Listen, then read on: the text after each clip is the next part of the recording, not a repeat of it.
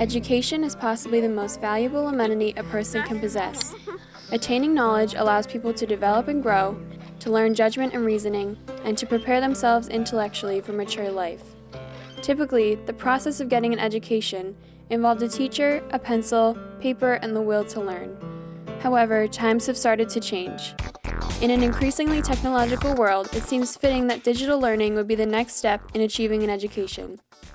Over the past decade, technology has become increasingly prevalent in public school systems, with the integration of computers, interactive whiteboards, projective cameras, and most recently, iPads. The tablet itself as a device provides various learning opportunities that a Chromebook or a laptop doesn't, because the Apple environment for educational applications is far ahead of where the Google Android environment is right now. These portable devices allow students to have a plethora of information right at their fingertips. Additionally, shared learning sites such as Edmodo, Google Drive, and Blackboard allow students to share information with each other from anywhere. I think the best thing about the iPads is the collaboration that students can have with them. What would have seemed impossible just 15 years ago is becoming a reality today. What's more, all of these features are available on a singular portable device, the iPad. And then we read each other's comments, and we can respond. In January 2011, Shrewsbury began working with iPads, and in June 2012, the school committee approved a one-to-one personal iPad program for all 5th and 6th graders that would start in the fall, with the goal being that eventually all students from grades 5 to 12 would have access to a personal learning device in and outside of school. As of right now, families have the option to buy the iPad with a payment plan or keep it for school use only. This program was initiated by the leadership team of Mary Beth Banyos, Shauna Powers, and Brian LaRue.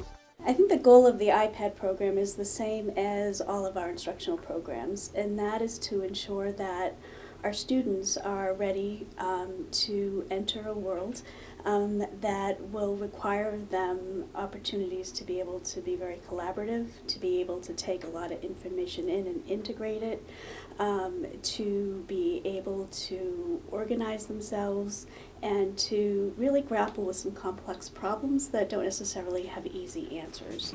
Many parents have voiced their concerns that iPads will be a distraction in the classroom. However, administrators have set boundaries by having the ability to restrict access to features such as apps, cameras, FaceTime, email, and messages. Along with the many restrictions, parents and students are required to attend an orientation centered around the purpose of this program and the expectations for appropriate use. Many teachers agree that the iPads can be a potential distraction. However, when used correctly, they are a helpful tool to get kids excited about learning and involved in lessons. Friends, Sam and Cam have discovered a really cool thing. Can we do hands-free for just a minute? Turn your bodies up to the screen. They're going to reflect this. These iPads are intended to improve learning by making it more interactive and fun. With over 80,000 educational apps categorized by subject matter and grade level, students and teachers have a variety of options to choose from. They have so many more choices than make a poster board about blank. They can use tons of apps and make a lot of different projects. Apps such as Notability, Keynote, Pages, and Google Drive allow students to document information, make presentations, write essays, and access teacher notes. iBooks are another benefit of digital learning. They allow students to highlight, take notes, and interact with the text in ways that could not be done with just paper. Students are also able to personalize their learning by choosing options that work best for them. Some students make their own flashcards using an app called Study Blue.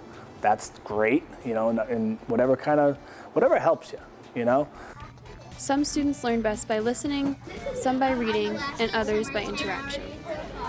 Through iPads, teachers can introduce a lesson in different ways that allow each student to get the most out of it. Despite the seemingly endless benefits, many people argue that digital learning is not as effective as traditional learning styles. Many people find that despite restricted access, students are still finding ways to make the iPads a distraction in the classroom. Every student has a device on their desk in front of them. Sometimes students can choose to be looking at things other than what the teacher wants them to be looking at that moment. Now that's a distraction that exists in the world today, and part of our job is to help students learn to manage those kinds of distractions. I think coming into this program, fellow teachers and I have talked about, how do we know if a kid isn't playing Angry Birds? He or she has his iPad up like this in class, And they're sitting there, it looks like they could be taking notes. Some teachers have their protocol is all iPads need to be flat on the desk at all times. That way you can always see.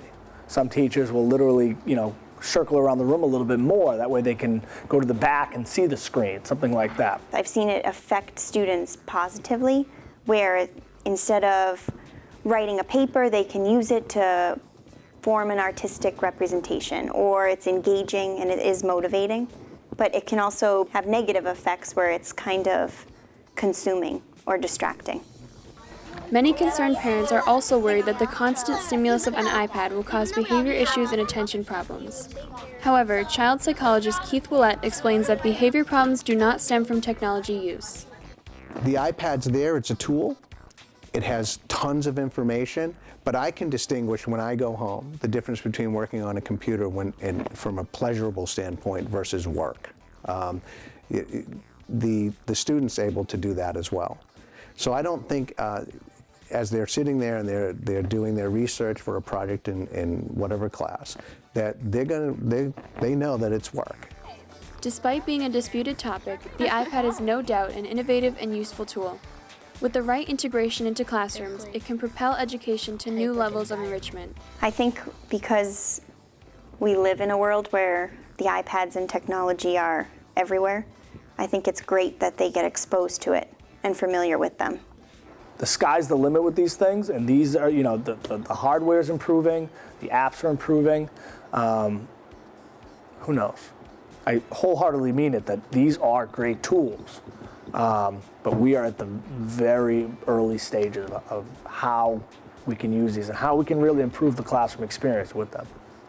As schools look to the future, it is important to continue to find new ways to improve their one-to-one programs and to keep an open mind for what these tools have to offer for the future of education.